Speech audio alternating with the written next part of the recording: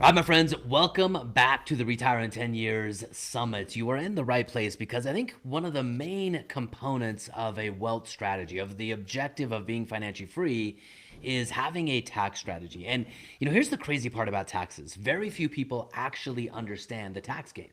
They pay what they're told. They're mad about what they're told to pay, but they don't know what to do about it. And today, I'm bringing on Sean Finnegan. He's the co founder and business partner with Kevin O'Leary of a company that does taxes differently. In fact, a completely different game.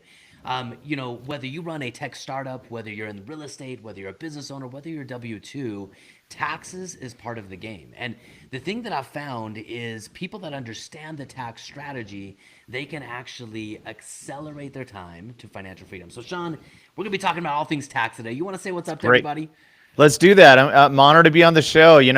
I've known you for a lot of years, and it wasn't until we sat down and talked shop for a little bit that I understood that, man, we have such a good synergy between what you're doing on the tactics side, on the cash flow, and what we do at TaxHive. So I'm so glad that we've come together. We've had an incredible experience already working together on this project. So honored to be here. All right, man. Well, I'm going to put you through it today because today I want to Now let's do it. unpack how to legally reduce taxes, how the wealthy are using tax strategies specifically in the game of real estate to build tax-free income. And I want to find out from you what you think really the secret is to tax strategy. But before we get to like how to do all the things, I want to start off with a little bit of your backstory. Sean, like so many entrepreneurs, you've been through the highs and you've been through the lows, right? You've been down at the bottom where, you're nearly missing payroll, $1.5 billion Yes. dollars in payroll. What led to the creation? Because when I understood the origin story of TaxHive and how you built TaxHive to be different than any other CPA firm out there, like what led to that origin story of creating TaxHive? Yeah, so what we found is I'm an entrepreneur like you are, and what I found is there's really bad advice. And I think the worst piece of tax advice in history is, just like you said, hey, good thing. Hey, you're making a lot of money. That's a good thing. You just pay tax. That's a good problem to have, right? And I think that's the worst thing that anyone can hear as a business owner. Just pay your tax. That's you're making lots of money. Just pay that tax. Just pay And it. I think the best piece of advice is, hey, congratulations, you're a business owner. Did you know that you can take advantage of the code? And the code was actually written to help business owners scale their business. Our country gets a lot of revenue in multiple areas, not just in income tax. So if you create a really high top line in your business, you're creating all sorts of tax revenue for our government. And so it is a very important thing that you lean into the code, you take advantage of it. And what we found initially is there's not a lot of help for the small business owner. The mom and pop business owner, if they go to the big four accounting firms and they say, hey, can you help me save money on my taxes and have a reduction in tax? They will just say, hey, go ahead and add a couple of zeros and come back and see us in the next few years, right? So we wanted to solve that problem. We were friends with Kevin. We reached out to Kevin because we're like, Kevin preaches this. And he became a partner of TaxHive because he's like, look, I'm preaching it. Now I have an opportunity to send the people I talk to down to TaxHive to make sure that it's done a compliant way and we can reduce taxes.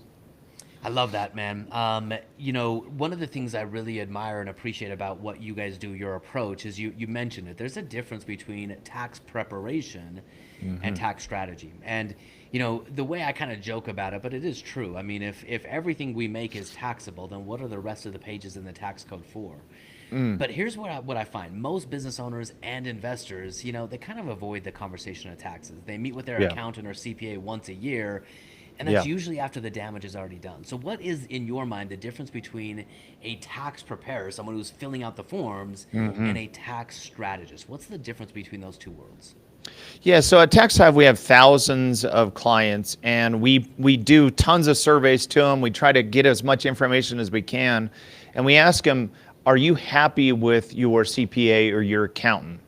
And 80% plus are saying, no, we're not happy with our CPA account. Don't feel like we're getting enough deductions stacked up.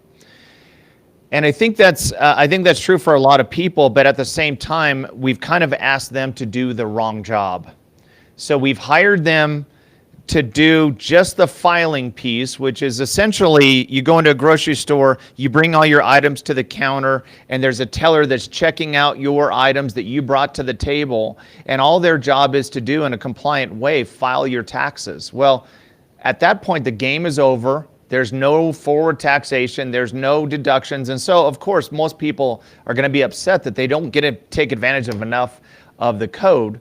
And so what we're saying is keep that same filer and then open up a new position in your power team that is a tax planner that can do that forward tax planning and make sure that they're stacking up deductions to offset your income. I love that. I love that. So there's a difference between filing the taxes and then having a tax strategy. Let's go a little bit deeper on that, because I think you guys are the most proactive team that I've ever encountered. Let's talk a little bit about the platform that you built, because it's one thing to see what's possible, it's another thing to do it.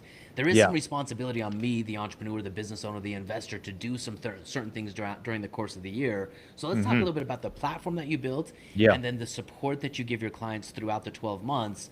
So by the time they get to December, they're not chasing their tails. Yeah, love it. So TaxHive does three things. We do tax filing, so you have that person on your power team will file the taxes for you. We do bookkeeping, which is like making sure you would not believe how many disasters we found in books with business owners trying to do everything themselves and mess up so bad on their books. And then finally, we do tax planning. And we do all of those three things really well, but we love the planning side of the business because that's where we can actually make an impact in someone's business. You imagine if, most people just pray for a miracle when it comes time to tax. Imagine if they actually did some planning and you had peace of mind when it came to taxes to say, hey, I'm taking advantage of the code. I'm no longer going to fear the code. And instead of taking 1 or 2 deductions, I'm taking 5 to 10 deductions or whatever I can qualify for. Hey, tax time, it's a celebration. It's not this agony time. And that's what we want to do for business owners, solve that massive problem. I love that. And I think that's really the key right there is tax strategies looking through the windshield. We have to look forward to say, how do I want to structure my income? How do I want it to flow to me? What payroll am I going to pay my kids? Am I going to rent my house with the Augusta rule? All of these different things that are legitimately available to almost everyone.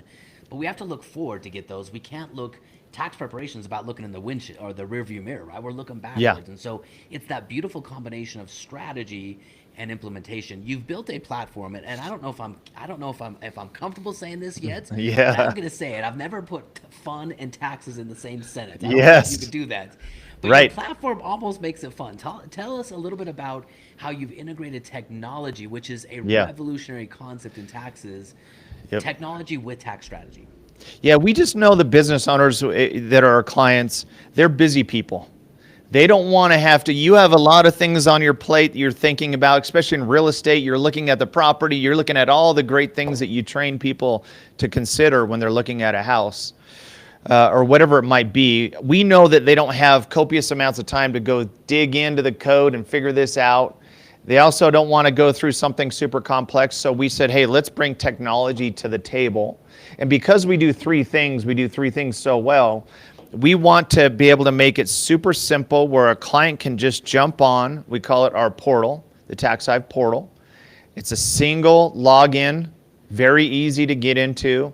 And in there's a portal, it's a dashboard for the clients. And they know, hey, this is where I am on my tax filing. And it has check marks on it on what information that we have. More importantly, what information are we missing? It has a portal on the bookkeeping side, and then finally the tax planning. So we actually deliver a plan to a client. That plan has certain things that we execute to make sure that the deductions are set up this year. And in that portal, it actually show you your progress on each one of those deductions that we need to set up this year. So literally a client can come in, they can spend a few minutes a day looking at or a few minutes a week just making sure that they're getting all the right information in and they're filing the right, documents, and so we can take care of the deductions. So it's super powerful. And I love that because I think, what you do really well is you show them the incentive, right? What's possible with these deductions. Because if I know how much money I'm going to save, if I know how much money I'm going to keep for, that otherwise is going to go out the door, then yeah, I'm incentivized to do check box number 2, 3, and 4 to finish out the process. I love that you built Yes. that platform. And Yep. honestly, I'm not fully comfortable saying it yet, but you've almost made taxes fun, dude. And if we can get all the way around to taxes are That's pretty fun. cool. Hey, we'll take it. So, dude, here's I want to ask you this question, Sean. And I asked ChatGPT this. I don't know if this is like an actual fact or not, but I asked ChatGPT how much of the tax code as it's written is written for real estate investors, and the answer that came back was about 35%. So, if that's in the realm of truth, whether it's 30%, 35, something like that, if that's in the realm of truth, why is real estate such a powerful part of the tax code?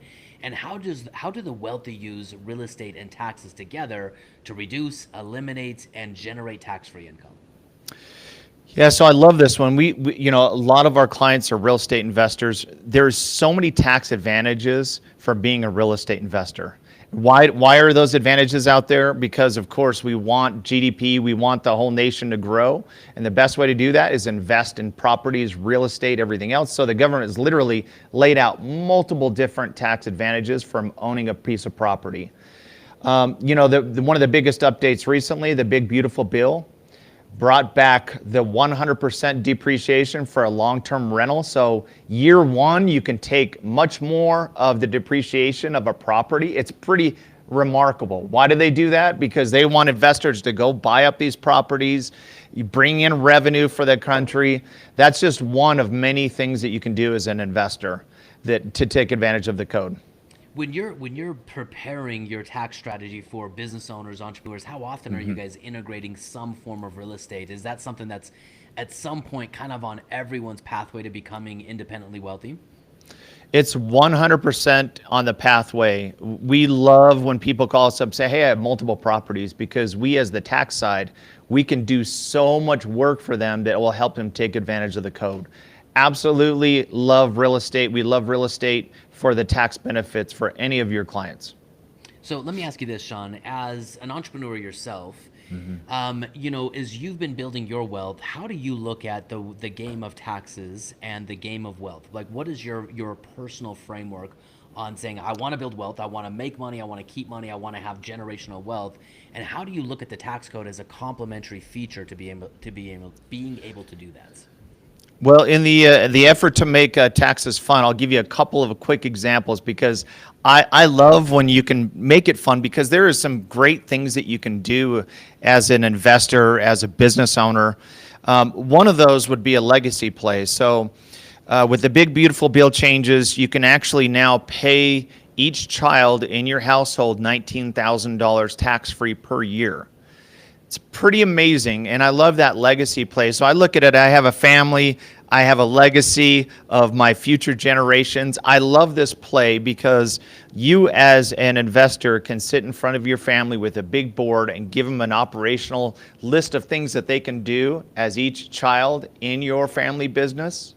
And then you can pay each child $19,000, use it for what you're spending money on right now for each child, and that's tax-free. So I love that there's a legacy play. I love it. My definition of wealth is it's not what you earn, but it's what you keep at the end of the day. And so many of these investors, they make a lot of money, but then they end up just spending tons of money and they get burned in tax. So I'm gonna put you on the spot for this one. You hear people like Donald Trump. Do you remember back when he was debating Hillary Clinton and she was accusing him of not paying taxes? You look up the how much the percentage of income that these high net worth entrepreneurs and business owners pay in taxes, and sometimes you see people paying 1%, 2%, 3% or less in taxes. If I came to you, to Tax Hive, to Sean, and said, "Hey man, I want to be one of those guys. Walk me through the playbook. How do I do it?" This was been the biggest surprise for me being part of Tax Hive, because again, I got that bad advice that like, hey, just pay when you make a lot of money, write out a big check, right? And as I dug into Tax Hive and what we're doing for clients, I'm like, especially the wealthy clients, they take advantage of the code. Like Kevin O'Leary has a team of individuals that proactively look at how to stack up more deductions throughout the whole year. He has full-time team members just doing that. And it's such an eye-opening experience for me to say, well, that's how wealthy are doing it. The wealthy leave a trail, right? And the wealthy are out there taking advantage of all these codes. What should we do as a small business owner? We should lean into that and do what the wealthy are doing. And the wealthy look at this, the code is like, hey, how do I lean into this and how do I take advantage? I think the average small business owner fears, and with anything in fear you talked about earlier, whenever you fear, if it's snakes or spiders, you want that as far from your mind as you possibly can. Versus if you don't fear and you say, hey, I'm going to reframe this in my mind and I'm actually going to make taxes fun and I'm going to lean into this thing and I'm going to start taking advantage of the code, it becomes an incredible journey for you and you can save so much money. It's really remarkable. I love that. Well, you mentioned Kevin O'Leary a couple times. Let me ask you just kind of a side note question. Not a lot to do with taxes, but Kevin, he's probably one of the most trusted, well-known, business faces out there in the economy right now. And when you talk about him as a business partner, for him, how does he look at the lens of taxes and what the tax code is written to help people do? Like, what's Kevin O'Leary's viewpoint on taxes and tax strategy? Yeah, so he's been, we met Kevin about 10 years ago, and when we presented the business of TaxHive to him, it didn't take him but 5 minutes to say, I want to do this. I want in, because he has for years been on the mountaintops preaching to these small business owners. Hey, look, when I ask a small business owner, what are the expenses you have in your business? And I've done this in a lot of live events. What's the cost and what are you going through in your business? It's always like people cost, product cost, house cost, fix up cost, all this stuff, but they never ever list out one of the biggest costs, which is taxes.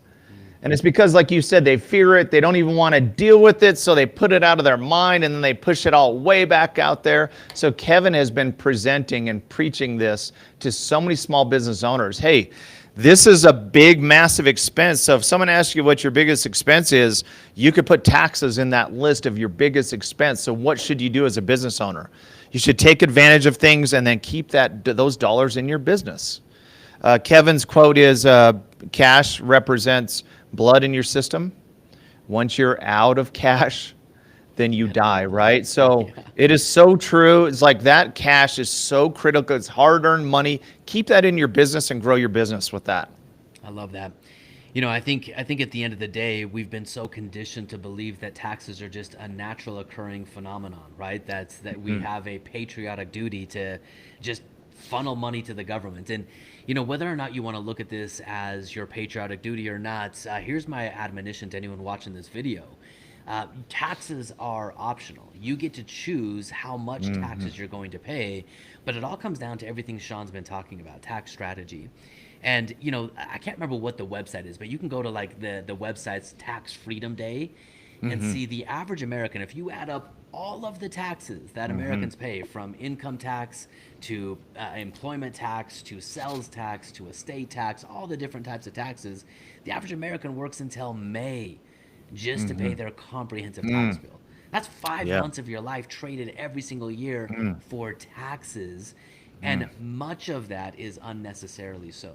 So, Sean, I love that you represent the tax game. I love that you're helping so many of our investors with their tax strategy. And the thing that I think you guys do phenomenally is you help set the pace. You help set the big picture of, look, in order for you to get what you want, if you can eliminate taxes from your income, either active and or passive, you're so much closer to the target of financial freedom than you previously thought possible.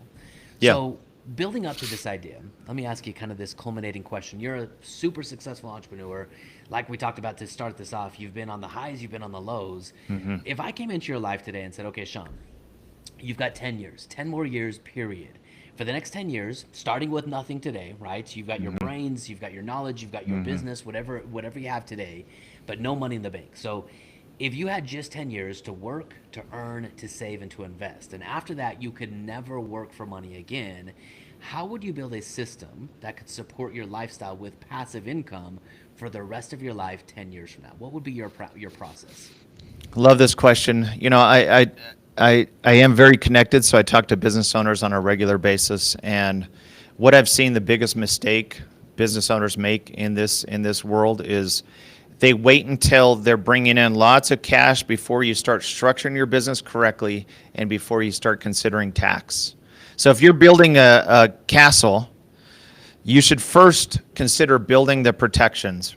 Put in the moat, put in the drawbridge, protect yourself as you build your business. And if I had to do it all over again, I would make sure that my business was structured correctly and I didn't waste 15 years paying 42% in taxes every single year. And I would have retained that wealth, and I would have had a much bigger multiple on my growth. And when it comes to real estate, invest in real estate early, build that cash flow. It's such an incredible vehicle to create monthly checks coming to your house. And there's so many tax advantages. I would have chosen real estate earlier, and I would structure myself correctly, and I would have built that moat before I built my castle. I'll tell you what, that resonates and speaks to me so much. For the first several years of me being in business and being a real estate investor, I feared the tax code. I really did. I knew I had a liability. I didn't know what to do about it. And the most maddening, stressful part about it is every CPA I went and talked to, they just kind of shrugged their shoulders and said, you just got to pay your tax, right? And I knew that part of that was true, but I knew the other part was there's got to be some strategy. There's got to be some tactics to not pay as much in taxes. And I kind of let that pressure build up. But it wasn't until I sat down and really, number one, had to, take care of what I had not paid over the previous couple of years. But then I built a tax strategy. And it's exactly what you talked about. That tax strategy has been my foundation for a decade now. And as my empire, as my castle in your analogy grows, the foundation, because I set it up in the beginning, it grows with that. I've built a solid foundation that allows me to make more money, keep more money, and I know how to do it. I mean, I know how to execute that. And it's about getting smart professionals who are good at what they do, Tax Hive, in your corner, who can bring insights, direction, strategy to the table, and then give you the checklist playbook of what I need to be doing throughout the year to pay my kids, to rent my house to my business for the Augusta rule. So I get to the end of the year and I'm like, okay, cool. Now I'm paying a tax rate that I feel is more appropriate to what I'm willing to pay based on the amount of taxes and tax rate that I'm willing to pay at that time. So I love that that's where you guys focus. Sean, any final words of wisdom? Yeah, so I'll give you a quick experience that I think that kind of ties it all together. So I have a good friend, his name is Scott. He's in construction and real estate of all things. For years, he kind of didn't make money, and then all of a sudden he had a bumper year. He crushed it in real estate, had some great flips, it made some real cash. And then he basically goes to get his tax done the next year, and he finds out he has a $350,000 tax bill that he's not prepared for. So all these gains that he had the year before, because he was not set up correctly and taking advantage of the code, he got stuck with a bill that was $350 that he didn't have cash available. So he comes into my office and he looks really stressed out. I said, "Tell me what's going on." And he's like, "I just have to pay now $350,000, which means I have to sell my work trucks. I have to sell pieces of land that I've built. I have to sell rental houses in order to pay this bill." And I said, "Well, Scott, tell me what deductions you're taking." This is a guy in real estate with all the advantages. He shows me his deductions. It's 2 or 3 deductions he took in his taxes. And it was like really heartbreaking to see him go through that. He's a Tax Hive client now. This year, we're going to save him hundreds of thousands because he learned the hard way. So I'm telling you, don't learn the hard way.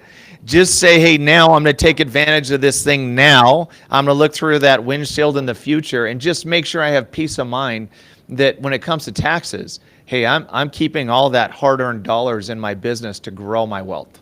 I love that, Sean. Well, my man, it's so good having you in our world and in our community. I love that you're supporting our clients in their path and process to create tax-free income for the rest of their life.